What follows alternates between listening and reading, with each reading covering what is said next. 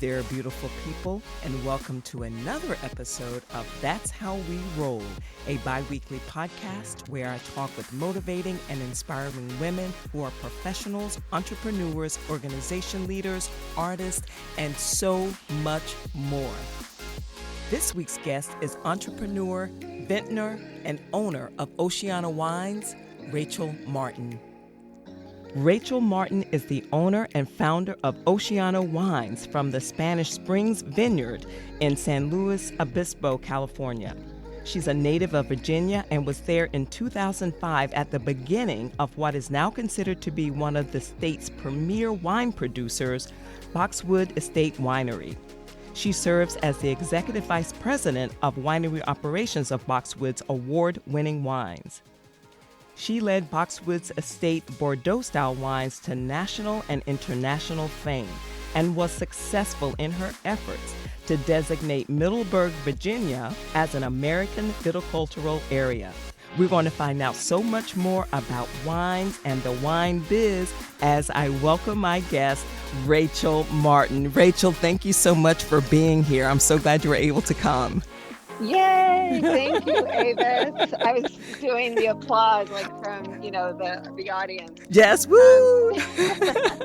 Thank you, Avis, so much for having me on the podcast. This is how we roll. I love the title. Thank you. And thanks for the intro. I love to spread the word about wine and the wine business behind the curtain. Yes, and everybody was really into wines probably in this past year. Everybody was trying different things. Yeah, there's an explosion in the wine industry as it pertains to reaching the consumer or the wine consumer directly instead of going through wine shops. We had an uptick of people buying wine directly from the wineries on their websites. So we saw that too at Oceano Wines. So we know that people were getting their wine on during the pandemic. And I love that you mentioned that I'm from Virginia, and that's true. And I was born in Virginia, and then I grew up in Southern California, and we headed back to Virginia in high school, and that's where I started to grow roots in Virginia, which is a little bit of a pun because I worked and I was on the founding team at my stepfather's winery, Boxwood Winery in Middleburg, Virginia. So I grew my roots just as those grapevines grew their roots as well. Oh, wow. That's a great little analogy there. I love that. Yeah. So, and I started my company, Oceano Wines, in 2016. I eventually phased out as executive vice president of Boxwood Winery completely as of December 31st of 2020. So I'm definitely out of the nest, and, hey, I'm flying. You're flying free now. Yes, free bird. They call me free bird. So, and I'm having a blast doing it. But I'm still based on the East Coast, even though I'm now making wine on the West Coast. So I truly am a bi-coastal type, and I love every minute of it. Oh, wow. That's fantastic. Well, I first met you last year in 2020 before the crazy happened at the Vine Expo in New York. Now, was that the first time I actually interviewed you for another network? Was that the first time that you had Oceano at the Vine Expo?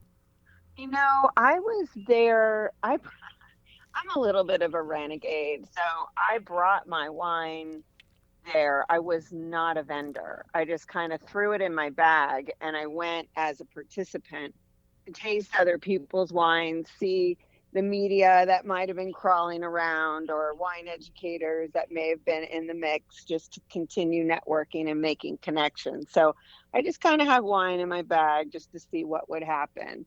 So, however, my wines have been distributed in New York City, New York State, and New Jersey since 2019. Oh. So not a long time, but I have had our wines in New York, and they are sold in retailers and in restaurants in New York City. One of my favorite accounts is Bergdorf Goodman, and they have our Chardonnay by the glass at BG Cafe and their Sidewalk Cafe, because Bergdorf Goodman just opened their cafe on the sidewalk during the pandemic. So I thought that was pretty cool. That's very cool. Yeah, I know, right? So, and then living in New York City, there's always an event, and back before pre-pandemic and pretty soon post-pandemic. Excuse me, I'm sitting outside. There's a plane flying by. I apologize for that. Oh, I'm just jealous because I'm not outside with you. That's all. Yeah, exactly. Exactly. So I just saw the Vinexpo as an opportunity to network, and I was lucky to meet you there. Oh, yeah. That was a great opportunity and a great connection. Any connection is a good connection, I say. Sure. True. Well, you started to say a little bit about your stepfather. How did you get started in the wine business and then go on to create Oceano Wines? So my stepfather had an idea to plant a vineyard and build a winery. And he brought this idea to me in 2001. And he said, Rachel, I'm going to do this project and I want you to run the business for me. What do you think? And, I'm a wine lover. I've always been a wine lover. I started in drinking wine at the dinner table with family since I was 13 or 14 years old. And then when I got into high school, when I got my fake ID, I started buying wine in DC at the retailer near to my best friend's house. And she would cook. She was into cooking. She became a pastry chef, but she would set the meal and I would pair the wine. It was just a natural thing that occurred. And then I ended up graduating from the Museum School of Fine Arts in Boston with a degree in fine art, but focusing on photography and drawing. So I had a career in that. And then my stepfather approached me about this opportunity to build a new company and start the winery. And I basically jumped at the opportunity. And and so I went to school for wine after I accepted the position. And I went to Napa Valley College and studied enology and viticulture as a precursor to my education at the University of Bordeaux in France for a diploma and what you would maybe translate to meaning sensory evaluation of wine, a course for 1 year at the university. And I was one of 2 Americans to attend, and there were only 10 foreigners in the diploma program. So after I finished my studies in 2005 was when the winery had been completed, and I would come home at times, in between my schooling to be involved in siting the vineyard in Middleburg, Virginia at Boxwood Farm. So where the winery is, Boxwood Estate Winery, is on an historic farm called Boxwood, which is on the National Register of Historic Places. And my stepfather, his name is John Kent Cook, and he and his dad, Jack, were the former owners of the Washington Redskins football team. And so John has been a collector of Bordeaux wine specifically from way back in the 60s. And so it was his passion, and he, opened his world to me, and I ran his business for him for 15 some odd years. And I was in charge of all the grape growing, the wine production, marketing, sales, branding, tasting room operations, distribution. And I also designed the labels. And then when a few years later, my brother joined the team. His name is Sean Martin, and Sean took over the tasting room. And we also had several wine bars in the DC metro area, which he was in charge of. And since my departure, Sean has taken over my position, almost all of my positions, but most of them at Boxwood. So because of all of that incredible experience that I had, and going to the University of Bordeaux, in that program, I made a lot of connections, international connections. And we had international consultants work with us at Boxwood. And just that exposure to all of that, I wrote an American Viticultural Area petition that was established in 2012. So I'm highly educated in not just the sensory part of wine, but also the viticulture, so the grape growing and the enology perspective, the wine making. I'm not a winemaker. I don't want anyone to think that. I am a wine producer. So it is my vision, but I understand the process along the way. So I have the capability of communicating my vision to those who execute it. And I find myself so unbelievably fortunate to have found our winemaker for Oceano Wines, Marbu Mark, through my viticultural consultant at Boxwood. Her name is Lucy Morton. So Marbu started with Oceano in our first year, and many times in wine, you start a project and you realize that you selected the wrong team members and you have to fix things. Mm-hmm. But we're so lucky to find Marbu. He's, I'm not letting go of him. And he's just such an incredible talent. And he also, his approach to wine is an artist's approach, just like my background as an artist as well. So that's the long story of how I got into wine and how Boxwood shaped me to start anew with Oceano Wines. Oh, well, that's a great story and a great journey that you were on. That's really, really cool. Your wine is very tasty, so don't let Marbu go. Don't let him go. I'm not. Don't worry. Don't worry. So he's actually in Silver Spring, Maryland right now, and I'm in Easton, Maryland, visiting my dad.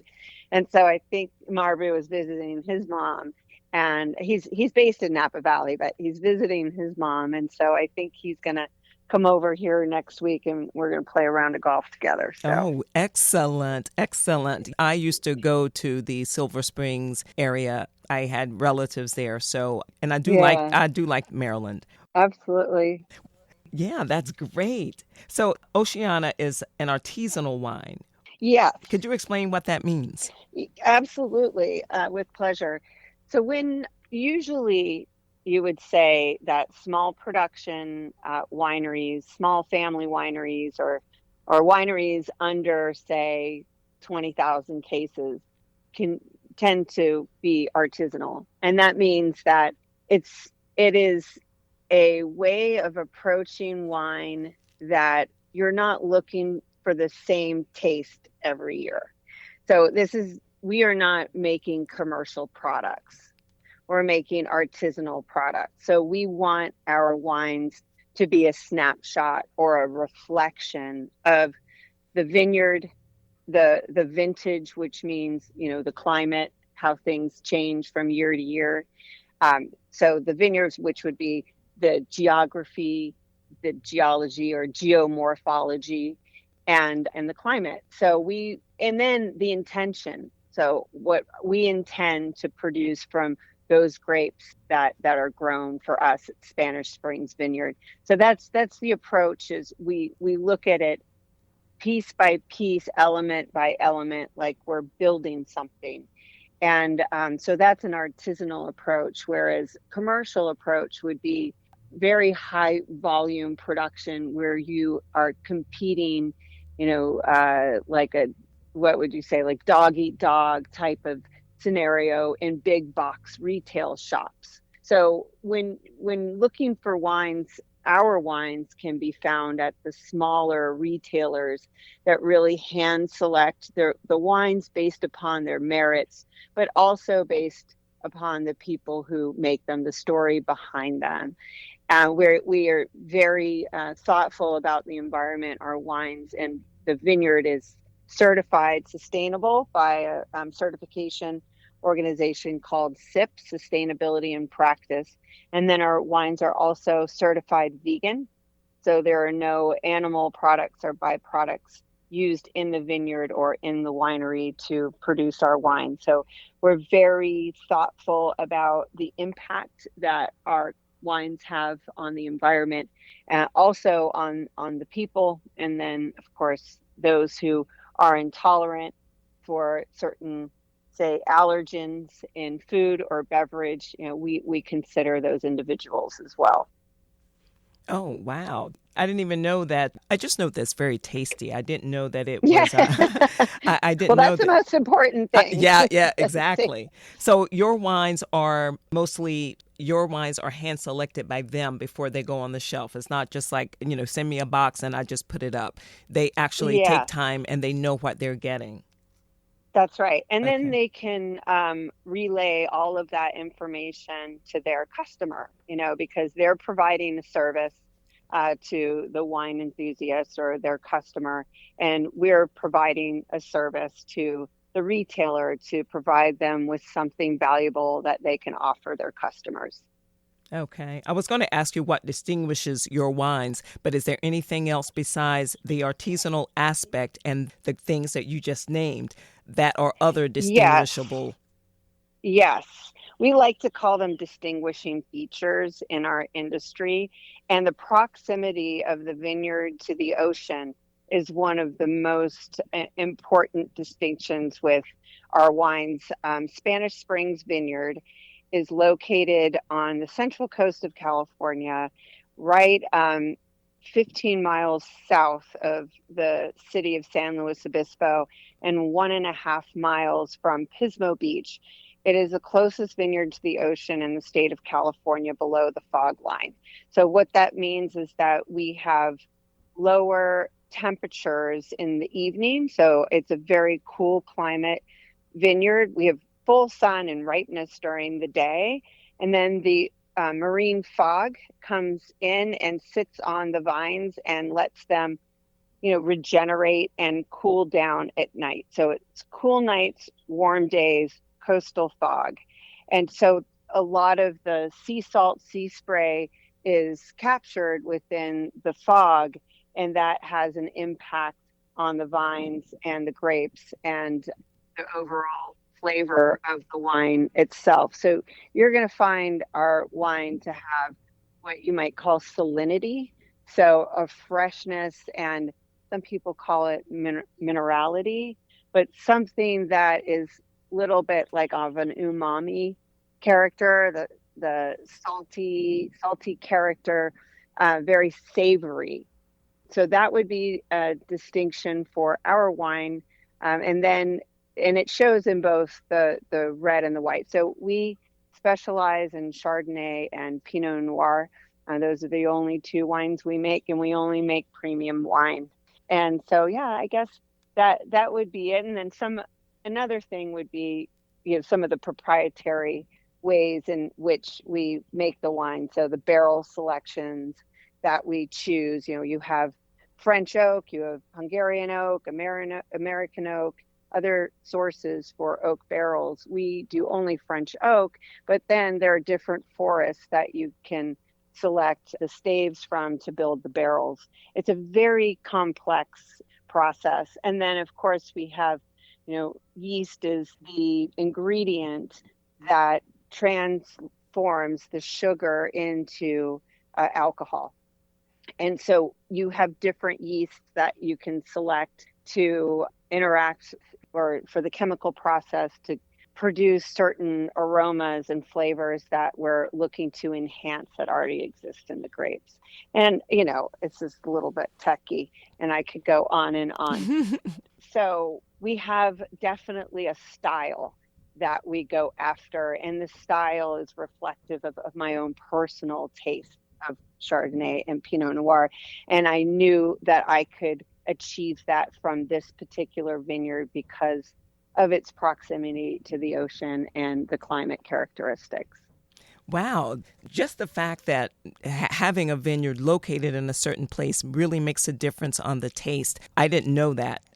Yes. Yeah. Big difference. Big difference. And one of the other things that I didn't know that I found out at the expo as well was white wines have a glass And red wines have a glass. I mean, listen, I just thought you put it in a glass, a mason jar, whatever, and just sip.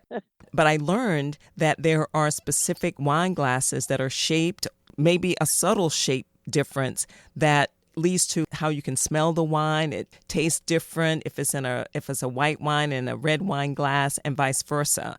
Well, Avis, it even goes to different wines. So Chardonnay has a type of glass, and Riesling has a type of glass, and Cabernet is a type, and Pinot Noir is a type.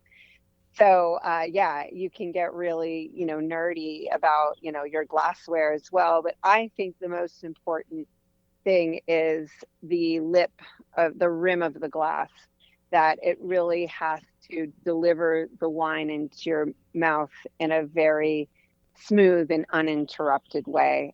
Like if you have a universal wine glass, because I'm based in Manhattan, I know you're in the city as well, we don't have a lot of covered space. Okay. So I do have a white and I do have a red glass, but for those of us who only can really do a universal wine glass, think about the rim of the glass, the delivery of the wine to your lips, and then also the weight of the glass. You want it to be balanced as well. And then furthermore, don't hold the glass unless it's a stemless glass, hold the glass by the stem, not by the bowl of the glass. And that is because you don't want to adulter the temperature of the wine. Temperature of your wine really matters. It really affects the taste. So I like to drink my white wines warmer than most people because I really like tasting those intricate details within the wine that you can only appreciate when it's not too cold. And then my red wines, I want to make sure that they are cooler than room temperature, because the same thing happens if they're too warm. Just like if they're too cold, the flavor, it loses its focus. And, these are things that you can learn in a wine appreciation class, or if anyone could just send me an email or I could talk to you. I could talk to any of the listeners more about wine appreciation. Is there anything wrong with putting your red wine in the refrigerator? Is there anything wrong with that? No, there's nothing wrong with that. What I do with I have a wine cooler, like a wine fridge, right? And I keep that at 55. So when I take the wine, if it's a red wine, if I take it out, I open it up and let it come, rise in temperature a little bit before I serve it. I usually serve it around 60 degrees. And then my white wines I serve right out of the cooler. But if you want it at 55, but if you want a little bit cooler, there's nothing wrong with that. But I wouldn't drink my red wines cold. I would just make sure they're below room temperature. However, if I don't finish a bottle of wine, which thank God I don't always do, right, I will use I don't know if you've seen them. They're like a vacuum. Yeah, so the Coravin system. Well, you could do Coravin, or you could just pop the cork and then you put, a stopper in it, and then you use this vacuum thing that vacuums out the oxygen, because it's the oxygen that spoils the wine over time. And then I put that red wine or white wine in the fridge because it'll keep it longer. So I can enjoy it the next day without it going bad. Okay. And how long does it last? And you have a wine fridge, but what if you don't have, again, going to the small apartments, what if you don't have a wine fridge in your apartment and you just use your regular refrigerator? That's totally fine. Okay. And but if you have an apartment where you can't control your heat and AC, which happens in New York City, or say you don't have your AC on and you've got your whatever, you leave for the weekend and your apartment gets hot, that's going to affect the wine and you could ruin your wine by it getting too hot. So I would recommend, if you're not going to have control of the temperature of your apartment, to put your wine in the fridge. Oh, excellent. Good advice. Yeah, and don't put your wine above the stove, or don't put it anywhere in your apartment that might get hot. Okay. That's very good to know. Most people don't. A lot of times, sure, nobody had any place to go last year, so probably everybody was finishing their wine. But on the normal circumstance, Under normal circumstances, they probably don't. So that's really good advice. Yeah. Now, I've actually met a few women who are winemakers or vineyard owners in the wine industry, just like yourself. And I know some that are African American as well that I've met. And I know that this is really a male-dominated industry. Mm-hmm. What are some of the difficulties that you faced as a woman when you started out? Well, well, the assumption that I wasn't really, the assumption that I wasn't qualified, the assumption that I got lucky, the assumption that I'm not the owner, the assumption that the assumption that, because I sell wine too, right? I do it all, and at Boxwood I did the same. So the assumption that I'm supposed to be sexy, if I'm a woman selling wine, and I'm not saying I'm not sexy. I'm just saying that they're selling. If you get an attractive woman who is not conservatively dressed and you're selling wine, this is generalization, you're selling wine, maybe let's say 10 years ago, maybe there's been some evolution, I don't know, but you're going to either get hit on, or there's going to be some air of something other than the wine in the glass. So that kind of flirtatious type of thing, I experienced that, and I watched other women experience that. And so and then also most recently, so Marbu, our winemaker, he's from Sierra Leone. He's now an American citizen, so he's an African American. And he and I went to meet some winemaker and taste some wine out of his barrels because we were interested in a certain clone of grape variety, sorry, nerdy, a certain wine we wanted to taste. So we go into the warehouse, the barrel room, and he assumed that I was the marketing person for the company. Wow. He didn't assume, and it's just that happened. So the more women who get into it, and the more women who are able to ascend in positions within companies or start their own business or whatever, the better for all of us. And that goes for the diaspora, it goes for any minority or LGBTQ individual, whatever. It's just the more diverse, the better for all. Yeah, that's true. Very true.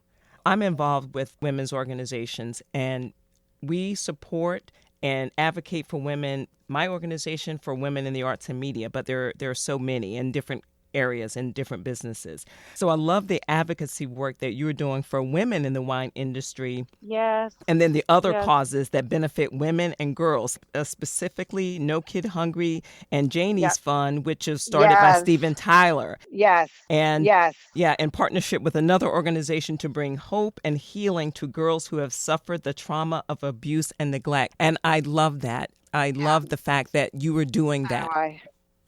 Yeah, and we're also involved in supporting N Street Village, and that's women experiencing homelessness. It's an organization in Washington, D.C., and then also Suited for Change, which helps women who have gone through incarceration get back into the workforce. We support those organizations. I'm a member of Women of the Vines and Spirits, which is an advocacy association company for women in the beverage space. I'm also a member of Les Dames d'Escoffier, New York and DC chapters that advances women in the field of fine wine, food, and hospitality. Wow, that's great. And I really like the causes because I find that so many women have opportunities to give support and advice to other women and other groups. And a lot of times they don't, for whatever reason. But I'm so glad to hear that because we need more advocates for women. Yeah, it brings me a lot of joy to do those things. Yeah, and we're also, Oceano Wines is certified women-owned by WeBank. And so, that's the Women's Business Economic National Economic Council, and they're huge, supporters of women-owned businesses. And so I've used them as a resource, among other associations such as Enrich Her, Hello Alice, and many others that I have used as resources to support Oceano Wines. That's good to know. I want to make sure I include that in any show notes, any information that I'm going to Yeah. list from this podcast. So what is some advice that you wish you had gotten when you first started out in business? I mean, it seems like your stepfather was very helpful in giving advice and you did a lot of the things, but is there anything specific that you wish you had known? And what advice could you give to others that are starting out in any business? Well, I wish I would have known that imposter syndrome is not unique to me. And a lot of, say you're getting into the wine business or whatever industry and you're new, everyone starts from somewhere. So don't be embarrassed that you have less experience than the person sitting next to you. Don't let it silence you. Don't let it hinder offering your own opinion or asking questions. And going from art to wine and running a winery, is a huge opportunity that I was given to make a career for myself. But I also had a feeling like, oh, well, do I deserve this? And yeah, I did, and yes, I do. And yes, you do, and so if you're given an opportunity, also don't be ashamed to take it, because if you're not keeping somebody else down by, lifting yourself up. You can help other people as you go along. So don't be ashamed if you have fortune. Right. You can use that fortune to help others. To help others. And and then also starting in business, well, it helps to have a mentor, and not everybody does. I mean, I can't say I had a mentor starting my own business. I would like to say my husband was something of a mentor to me, because he had owned and founded his own company, Ghostlight Records, 16 or so years prior to us meeting. My husband, Kurt Deutsch, is a co-owner of Oceano Wines, but he has another company, Ghostlight Records, and then has other things going on.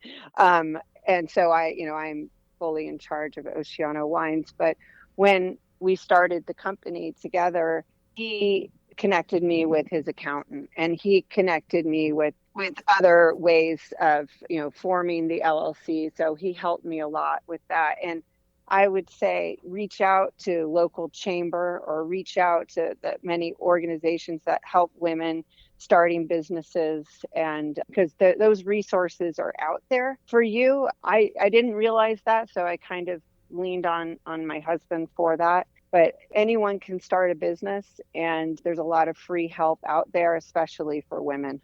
Yeah, excellent. So what are some upcoming events and things that you have going on? I know that you just had an article come out in Edible. And Yes. So what are some other things that you have going on? Well, as I said, I'm a member of Les Dames d'Escoffier, and the DC chapter is doing a series of events called Our Luscious Planet. Their Instagram is at Les Dames DC, and that's LESDAMES DC. Les Dames, it's Les Dames d'Escoffier. So Auguste d'Escoffier was a famous chef, French chef, and so this organization is about women who are in the field of fine wine, food, and hospitality. Anyway, so Our Luscious Planet is a series that helps. It's a fundraiser. We have scholarship funds that help women get into the field that we're in, and this is a fundraiser for that. So every Wednesday at 7 p.m. it's on Eventbrite, an online cooking class. And June 9th, next Wednesday, I'm selecting the wines for a cooking class of Israeli food. And it's with chef Grand Dame Joan Nathan. She's a James Beard award-winning cookbook author and host of PBS's Jewish Cooking in America. And so she'll be showing how to cook certain dishes, and I will be pairing the wines that go with them. So that's something that I have, that's really coming up. So next Wednesday. And then I'm involved in the Suited for Change Gala that's coming up on the 24th. And then I'm also involved in supporting the San Diego Vegan Holistic Pop-Up, which is also happening June 24th. So, I mean, there's always stuff going on, and we just stay as active as we can. So, oh yeah. And then, of course, which is something I'm very excited about, is the family reunion, which is Food and Wine is having a festival. So Food and Wine Magazine is having a Food and Wine Festival at Salamander Resort in Middleburg, Virginia. Salamander Resort was founded and is owned by Sheila Johnson, who co-founded Black Entertainment Television. And she opened this resort and spa in Middleburg, Virginia, I want to say almost 10 years ago. And so Food and Wine is going to be there for a Food and Wine Festival. We'll be involved. And it's co-hosted by chef and author Kwame Onwuachi. And he's just he's from the Bronx. And he's an amazing chef. So I'm looking forward to that. And that is August 19th to 22nd. So a little bit ways away, but oh those are yeah, some of the things I got going on. Well, are you going to participate in the Wine and Food Festival here? I think it's in October. I do not have plans at this time. And I don't know if it's virtual either. Yeah. Where is it normally held? It's either at, I think, one of the piers. Either one of the piers or at Metropolitan Pavilion, I think, but I don't recall. I'll have to check it. I'll have to check it out and see if I can handle the entry fee, because it's always, I know. You got to pay to play. You know? Exactly. So I got to check it out and see if it's an option for it. I know. I wish I was close to Middleburg, Virginia, because I'd go in August for that. That's great. I know. It's going to be really awesome, and Boxwood Winery is going to be involved in some way, and then we're going to have our winemaker Marbu be involved as well. Well, I so appreciate all the motivation and the inspiration that you've left with us today. What words of wisdom do you have before I let you go? What words of wisdom can you leave with us? Let's see. I would say drink responsibly, and I would say drink thoughtfully, and of course, keep your mind open, and you can achieve anything that you want to achieve as long as you have the right mindset and that you believe in yourself. Anything is possible. And then always look to educate yourself, read as much as you can. I read a lot, and believe in yourself, be kind, and love is love. I love that. Beautiful words of wisdom. I'm going to have everything. You can contact Rachel. She already said if you want to learn more about wines, I'm going to include her website and her email in the show notes. So make sure that you contact her. And it is key. Drink responsibly. The summer is coming, and we're going to be out more than we were last year. Thank God. So please enjoy the summer. And I just want to thank you so much, Rachel, for being here. I hear the bird singing in the background, and I so wish I was there with you. I think it's going to rain here. But thank you so much for being here. Thank you for you're welcome. You're welcome. Yeah. And so please make sure you like, subscribe, and share the podcast. Thank you so much for taking the time to listen, checking out the podcast. Thank you for inviting me into your space. And until next time, I hope you will continue to thrive, grow, and be kind to yourselves and be kind to others.